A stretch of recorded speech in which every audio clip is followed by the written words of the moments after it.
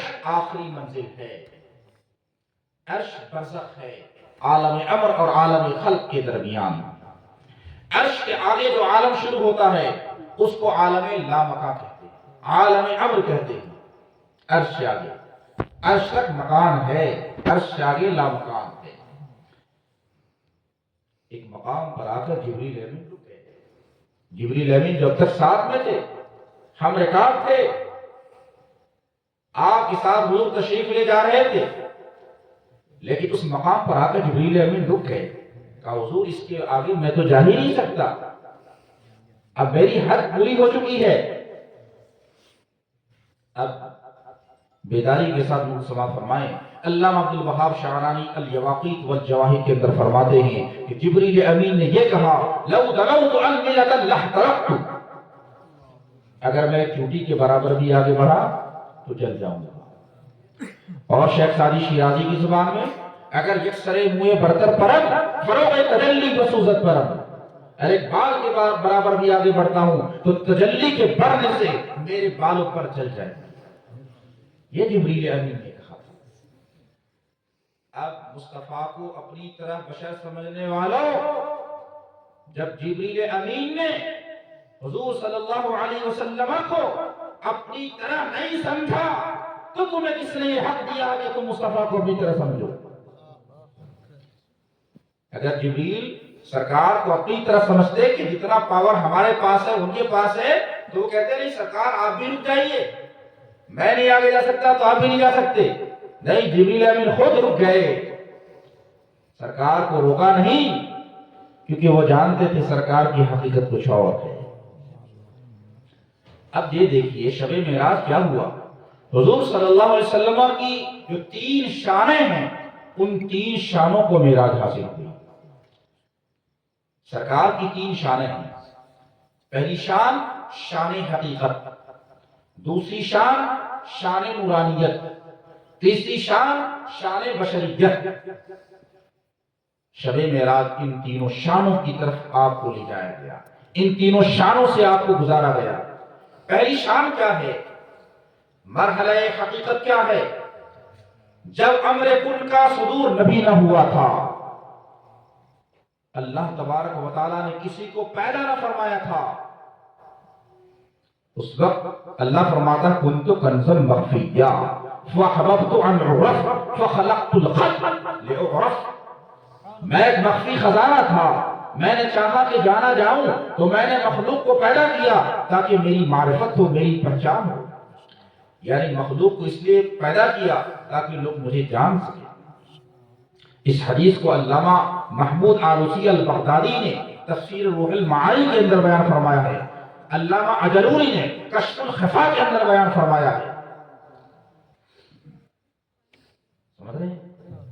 تو پہلی مرحلے کی طرف پھر اللہ تعالیٰ نے ارادے کے ذریعے سے پیدا فرمایا، انما امرہ اذا اراد شیئا ان یقول له کن فیکون۔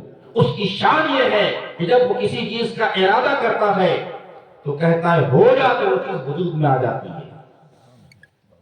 حضور صلی اللہ علیہ وسلم کی خلق سے پہلے کیا تھا؟ ارادہ تھا، اللہ تعالیٰ کا ارادہ تھا۔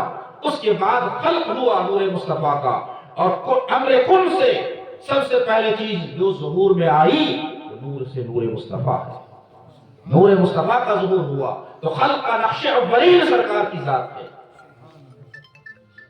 خلق کا نقش اولین سرکار کی ذات ہے۔ اب میں یہاں ایک بات سمجھانا چاہتا ہوں، اللہ تبارک و تعالیٰ تو بے نیاز ہے، اللہ تعالیٰ اپنی ذات اور صفات کے اعتبار سے بے نیاز ہے خلق سے۔ اسے کیا ضرورت ہے کہ دنیا کو پیدا کرے، اسے کیا ضرورت ہے مخلوق کو پیدا کرے؟ اور ڈائریکٹ اللہ تعالیٰ اپنی ذات سے اگر پیدا کرتا اس کائنات کو تو یہ کائنات جل کے ختم ہو جاتی، اللہ تعالیٰ کے نور کی شعاعوں میں فنا ہو جاتی، ہلاک ہو جاتی۔ یہ اس سے اس کو کوئی مناسبت ہی نہیں ہے۔ اس کائنات کو، اس عالم ناسوت کو، عالم ملکوت کو، عالم جبروت کو کوئی مناسبت نہیں ہے اللہ کی ذات سے، بے نیاز ہے اللہ کی ذات۔ کیوں مخلوق کی طرف متوجہ ہو؟ پھر اس کی صفات نے گویا ایک درجہ تنزل کیا، اللہ کی صفات نے پھر اس صفات کو مناسبت ہوئی اس مخلوق سے، اور ان صفات کے پردوں سے پھر مخلوق کو ظاہر کیا گیا۔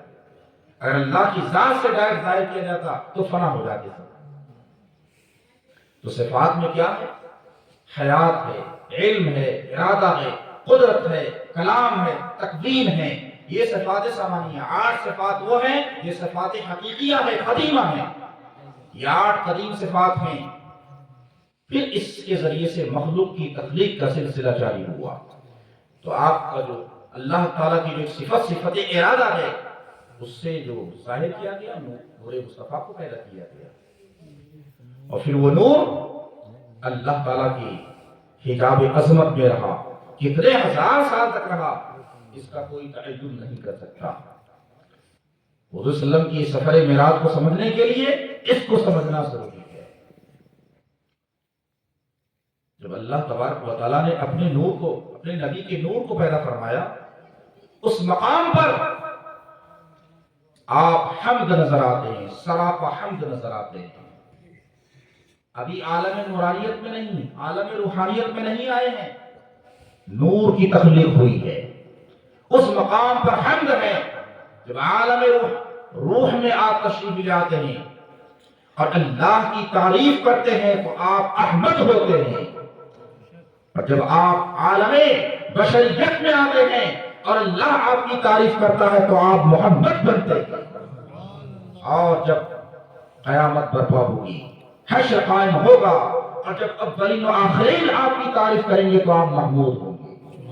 حضور صلی اللہ علیہ وسلم کی ذات کا ایک عنوان حمد ہے، دوسرا عنوان احمد ہے، تیسرا عنوان محمد ہے، چوتھا عنوان محمود ہے۔ اولین خلق کے اعتبار سے آپ حمد ہیں، پھر اس کے بعد اللہ تعالیٰ کی جب آپ نے تعریف کی تو آپ احمد ہوئے، جب اللہ نے آپ کی تعریف کی تو آپ محمد ہوئے، جب اولین آخرین تعریف کریں گے تو آپ محمود ہو جائیں گے۔ سمجھ گئے؟ پھر آپ کا ظہور ہوا نورانیت، سفر نورانیت شروع ہوا، اور پاک سلموں سے پاک رحموں کی طرف انتقال ہوا۔ یہ دوسری شان تھی آپ کی۔ پھر اس کے بعد عالم بشریت میں آئے، انسان کی شکل میں آپ کو ظاہر کیا گیا۔ حضور صلی اللہ علیہ وسلم کو انسان کی شکل میں کیوں پیدا کیا گیا؟ فرشتہ بنا ہی تو نہیں بھیجا گیا۔ سوال یہ پیدا ہوتا ہے، کیا فرشتہ بن کر آ جاتے؟ تو کیا فرشتہ سے کوئی انسان بات کر سکتا تھا؟ یا عالم انسانیت فیض یاب ہو سکتا تھا؟ کیا آپ رہنمائی مل سکتی تھی؟ آپ تو جنات سے بات کرنے کے لیے تیار نہیں۔ ایک جنات آ جائے آپ کے درمیان تو بھاگ جائیں گے، فرشتہ آ جائے تو کیا حال ہوگا؟ بولیے۔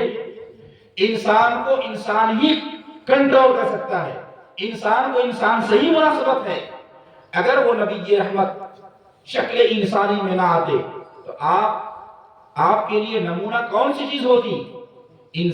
جنات کا فعل، جانوروں کا فعل، فرشتوں کا فعل آپ کے لیے نمونہ نہیں ہے، انسان کا فعل آپ کے لیے نمونہ بن سکتا ہے۔ اس لیے پیغمبر اسلام کو انسان کی شکل میں بھیجا گیا تاکہ عالم انسانیت آپ سے فیض یاب ہو سکے۔